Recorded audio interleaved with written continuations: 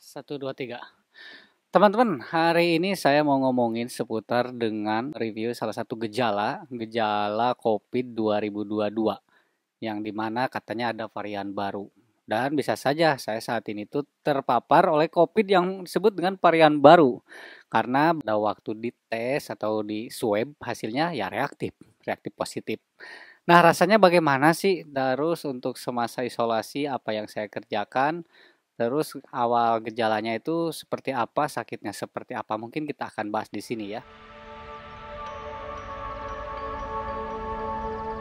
Oke teman-teman, assalamualaikum, kembali bersama saya Gedi Nugraha. Jadi mohon maaf buat teman-teman yang biasa nonton seputar dengan konten yang ada di Gedi Nugraha, seputar dengan lensa, seputar dengan kamera, pencahayaan, kabel, sound card dan yang lainnya. Pokoknya peralatan-peralatan untuk konten kreator pemula lah. Tapi untuk saat ini mungkin teman-teman, saya akan mereview suatu penyakit ataupun dampak dari paparan COVID-19 yang kemarin-kemarin saya divonis positif ya, reaktif. Rasanya seperti apa? Tapi sebelum saya mereview rasanya itu seperti apa, saya akan jelaskan dulu ya. Karena saya menjelaskan penjelasan di sini tuh tidak dengan tangan kosong, tetapi saya dibantu dengan buku yang biasa saya baca ya. Yang dimana judul buku ini itu adalah buku obat sehari-hari. Buku ini ditulis oleh seorang apoteker ya. Jadi kalau kalian cari referensi untuk obat, carilah buku yang penulisnya apoteker, jangan sampai lulusan dari fisika nuklir ya. Nantinya kagak nyambung. Ini tepat ya saya nyari buku karena penulisnya itu apoteker. Apoteker itu pasti berkaitan dengan yang namanya racun atau obat ya. Karena obat itu sejatinya racun, tapi lebih tepatnya racun yang bermanfaat.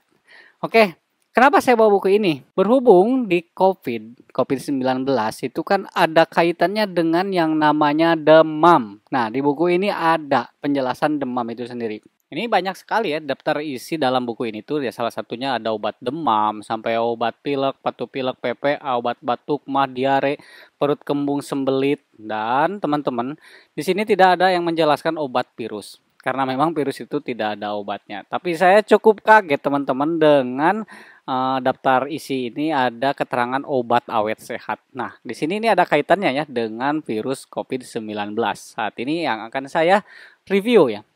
Oke, mungkin penjelasan dari buku yang saya bawa untuk konten hari ini sebagai pedoman saya sampaikan. Jadi nanti kita akan sambung-sambungkan dengan buku yang sering saya baca. Nah, teman-teman, jadi gini ya. Pada waktu saya mengalami COVID-19 di tahun 2022 ini, alhamdulillah ya, alhamdulillah tahun ini, mungkin ya kemarin-kemarin saya ngobrol sama teman saya yang udah terpapar, yang memang udah SCPD, sarjana COVID ya, di tahun 2020. Karena itu kan lagi booming-boomingnya. Terus lagi rame-ramenya juga seputar dengan anosmia lah atau apalah. Nah, sedangkan saat ini saya terpapar, mereka bilang saya terlambat ke bagian kloter katanya. Memang masih musim gitu COVID-19. Ada yang berkomentar seperti itu, ada ya. Kembali lagi mungkin yang saya rasakan awal-awalnya mungkin. Awalnya itu gejalanya agak sedikit seperti pilek ya. Pada waktu itu agak sedikit meriang, dingin, terus di setiap pergelangan gini, pergelangan saya, tangan saya, terus pinggang apalagi itu terasa pegal-pegal. Ini yang dirasakan oleh tubuh saya ya. Lalu ada yang namanya meriang, demam. Nah, jadi yang namanya COVID itu kan tidak luput dengan yang namanya demam, teman-teman. Di buku ini ada dijelaskan seputar dengan demam. Apakah demam itu suatu penyakit? No. Demam bukan suatu penyakit tetapi refleks tubuh atau bahasa tubuh atau indikator ya. Sebagai indikator yang dimana kalau tubuh kita mengalami demam berarti ada benda asing yang masuk ke dalam tubuh kita. Itu salah satunya. Nah, mungkin pada waktu itu terjadi demam, ya kemungkinan besar ada benda asing yang masuk ke dalam tubuh saya, yaitu yang namanya virus ya, COVID-19 di tahun 2022 ini. Nah, lanjut cerita, ya saya merasa pusing, saya butuh istirahat. Nah, waktu itu saya ngobrol ke kantor, Bu, saya sakit. Kata kantor yang dimana saya bekerja, bukan kantor saya, tapi saya bekerja di kantor tersebut ya. Kata ibu yang suka ngatur jadwal, Gen, kalau bisa kamu di swab karena untuk keterangan nanti apakah kamu sakitnya karena sakit pilek atau apa. Kalau swab nanti kamu positif, ya kamu mungkin harus WFH atau harus yang namanya isolasi. Oke. Waktu itu saya langsung isolasi, langsung swab dan hasilnya positif reaktif ya di antigen. Reaktif positif. Ya udahlah, saya bilang sama kantor sama si ibu yang biasa ngatur jadwal. kata si ibu, "Nah, kalau gini kan enak. Jadi kita memberi putusan untuk Gen itu istirahat atau bagaimana?"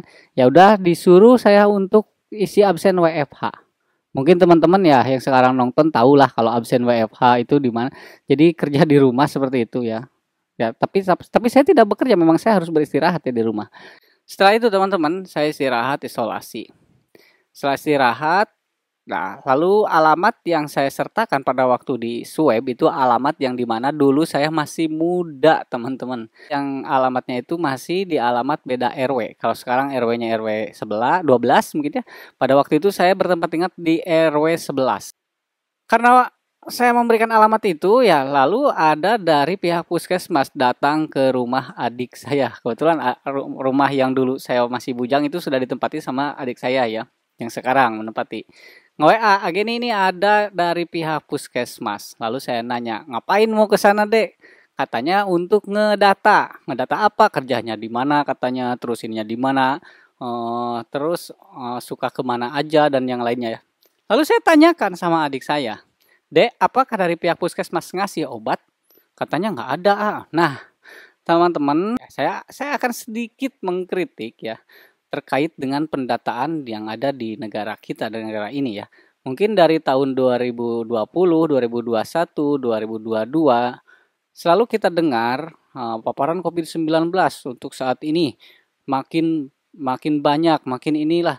Terus kota yang terdapat paling banyak itu di kota A, di kota B, di kota C, di kota. Nah, selama ini yang saya perhatikan adalah data, data, data dan data. Ini seperti KPU aja ya, seperti mau pemilihan gitu. Jangan hanya cuman fokus ke data. Tapi kasih dong solusi, harus seperti apa. Kalau misalkan kita terpapar, kita harus minum apa kayak, minimalnya vitamin apa kayak, dikasih tahu. Kalau memang tidak ngasih obat dari pihak tersebut terkait, ya yang cuma ngedata doang gitu. Kalau saya pribadi alhamdulillah mungkin ya saya agak sedikit paham untuk terkait virus yang sekarang kita alami bersama gitu. Pada waktu saya terpapar, jujur teman-teman, saya tidak mengkonsumsi obat sedikit pun, kecuali pada waktu saya demam, itu juga saya mengkonsumsi obat paracetamol. Nah, apakah saya memakan antibiotik? Ini antibiotik. Jadi gini ya, kalau rumusan obat itu sendiri, saya selalu punya rumusan kalau untuk badan saya ya. Ketika kita sakit, tentu ada penyebabnya. Karena rumusan itu yang pertama sebab, yang udah sebab akibat, yang sudah ketika sudah terjadi, lalu apa yang kita cari? Solusi. Dan untuk di kasus ini di COVID-19, kenapa saya tidak mengkonsumsi obat ya pada waktu kemarin saya isolasi? Yang pertama, yang saya rasakan COVID-19 yang di tahun 2002 ini dengan tubuh saya, dengan kekuatan tubuh saya, karena teman-temannya catatan juga buat teman-teman yang nonton sekarang. Jadi setiap tubuh seseorang itu berbeda-beda ya. Saya dengan istri saya beda kondisinya. Saya dengan teman-teman yang sekarang lagi nonton juga beda kondisinya. Jadi jangan disamaratakan ketika kalian nonton ini. Jadi tetap kita kenali diri kita ya, kenali kondisi tubuh kita. Kalau seandainya udah kritis ya jangan dianggap sepele. Tapi kalau misalkan hanya batuk pilek aja yang seperti saya rasakan, hanya seperti apa ya, saya rasa untuk COVID 2022 ini yang saya rasakan itu seperti gejala pilek doang. Jadi saya berpikir ngapain saya harus dikasih obat ya, dengan berolahraga, dengan makan, dengan berpikiran positif, dengan apa ya, menikmati pada waktu saya isolasi saya harus istirahat, pikiran tenang. Mungkin hal-hal yang seperti itu juga ya bisa membangkitkan lagi, menyetabilkan lagi gitu untuk sehat kembali. Dan alhamdulillah teman-teman ya, apa yang saya rasakan saat ini ya, saya tidak terjadi anosmia, tidak, alhamdulillah. Saya apakah batuk-batuk? Enggak, saya tidak terjadi batuk-batuk. Ngerokok saya lancar kok teman-teman, sekarang juga ngerokok, habis ngerokok saya simpen dulu. Terus untuk paru-paru atau pernapasan saya apakah terasa terhambat? Enggak. Jadi tidak semuanya ya, tidak semuanya yang dirasakan di COVID-19 itu kan menurut berita ya, ada yang sampai mual-mual, ada yang sampai pengap, sesak napas, ada yang sampai batuk-batuk, ada yang sampai yang meriang. Ya mungkin itu daya tahan tubuhnya itu berbeda dengan apa yang saya rasakan saat ini. Nah, terus yang saya ingat ya teman-teman pada waktu saya kuliah, yang namanya virus semakin bermutasi itu kekuatannya akan semakin lemah. Tidak seperti waktu pertama kalinya datang ke negara kita, ke Indonesia ya. Mungkin untuk pertama kalinya ini akan si virusnya levelnya mungkin kekuatannya akan lebih kuat ya. Nah, semakin banyak bermutasi. Ini dari Cina bayangkan, mungkin masuk dulu ke Aceh atau kemana ya, langsung ke kita ke Jawa Barat itu bermutasinya beberapa orang dari beberapa orang ya. Tapannya tuh dari satu ke satu itu sudah melalui proses yang dimana virus itu sudah di nih sama imun masing-masing itu otomatis semakin bermutasi semakin melemah dan alhamdulillah ya untuk saat ini virus COVID-19 ini udah berapa tahun di mana kemunculan itu dari awal 2020 sekarang 2022. Kok ini awet banget ya. Mungkin si virusnya ini masih asik di negara kita ya. Dan catatannya teman-teman, kenapa saya terindikasi COVID-19? Yang saya rasakan kenapa saya terpapar dan saya tahu kenapa ya? Karena saya di swab. Kalau seandainya saya tidak di swab, mungkin saya nganggapnya ini adalah batuk pilek biasa. Karena ya memang seperti itu yang saya rasakan. Seperti batuk dan pilek. Mungkin teman-teman yang ada di lingkungan saya, atau tetangga saya, atau teman saya di kantor, ada juga yang mengalami batuk dan mengalami rasa nyeri yang pegal yang seperti ini. Tapi mereka tidak di swab. Kalau misalkan semuanya rata, kalau semuanya kompak, plak saja semuanya swab, saya yakin yang positif bukan hanya saya saja. Mungkin ada beberapa teman saya, ada tetangga saya juga. Saya yakin, sangat-sangat yakin. Nah sekarang yang masuk mall, kita kan tidak tahu ya yang masuk ke mall, apakah mereka terpapar atau tidak. Bisa saja kan dia disebutkan dengan status OTG, orang tanpa gejala. Bisa nggak? Bisa. Jadi kalau misalkan kita fokusnya ke data, sampai kapanpun ini tidak akan selesai-selesai. Tapi bagaimana cara menyelesaikannya? Yang namanya virus itu bisa kita lawan ya, meskipun tidak ada obatnya. Yang bisa kita lawan dengan cara apa? Dengan meningkatkan imun kita. Salah satunya, ya kalau bahasa zaman dulu itu 4 sehat 5 sempurna, tetapi itu sudah tidak digunakan lagi karena memang kurang tepat ya dengan slogan 4 sehat 5 sempurna. Jadi lebih tepatnya gizi seimbang. Itu teman-teman. Jadi solusinya bukan data untuk kita yang terpapar, tetapi dahar ya. Dahar itu bahasa Sunda yang dimana kalau di bahasa Indonesia kan adalah makan. Makan, bener. Nah, kita kembali lagi ke buku ya, yang dimana buku ini menjelaskan ini tadi kan sudah saya sebutkan ini saya sempat kaget ada daftar isi yang di sini menyebutkan bahwa ada yang namanya obat awet sehat halaman 353 ya, obat awet sehat. Oke, kita akan buka di halaman 353. Agak tebal juga ini buku, tapi ini buku yang begitu tidak terlalu mahal, tapi ilmunya itu sangat-sangat tidak terukur ya. Kalau kita baca, alhamdulillah wawasan kita nambah. Kayak di sini ya, obat awet sehat. Jika kita terlalu berfokus pada obat, bisa saja kita melupakan satu hal penting, yaitu bahwa kita sebetulnya bisa sehat tanpa obat. Dalam kehidupan sehari-hari, kita mungkin menjumpai orang-orang tertentu yang gampang sekali jatuh sakit. Kalau bahasa Sundanya epesmeer ya. Sedikit-sedikit sakit. Minum obat dan pergi ke dokter sampai dokter hafal ya. Jadi dokter yang langganan itu hafal penyakit kita itu apa, kelemahannya apa, terus penyebabnya apa, solusinya dikasih obat apa sampai hafal ya. Terus ada pula orang yang sangat kebal terhadap penyakit yang jarang sekali minum obat, seolah-olah dia punya mantra pengusir mala. Jadi banyak sekali ya orang-orang di kampung seperti petani, mohon maaf ya karena saya juga lahir dari orang kampung ya. Jadi banyak orang di sekitar saya yang bertani, yang bercocok tanam atau yang kerja serabutan. Kadang mereka kalau sakit tidak menghiraukan, boro-boro untuk bayar ke dokter ya, untuk beli obat ke apotek aja mereka mikir-mikir karena mereka punya apa ya, punya keyakinan ini akan sembuh dengan sendirinya. Nah, di sini kita lanjut lagi ya. Sebetulnya faktor apa yang menyebabkan perbedaan itu?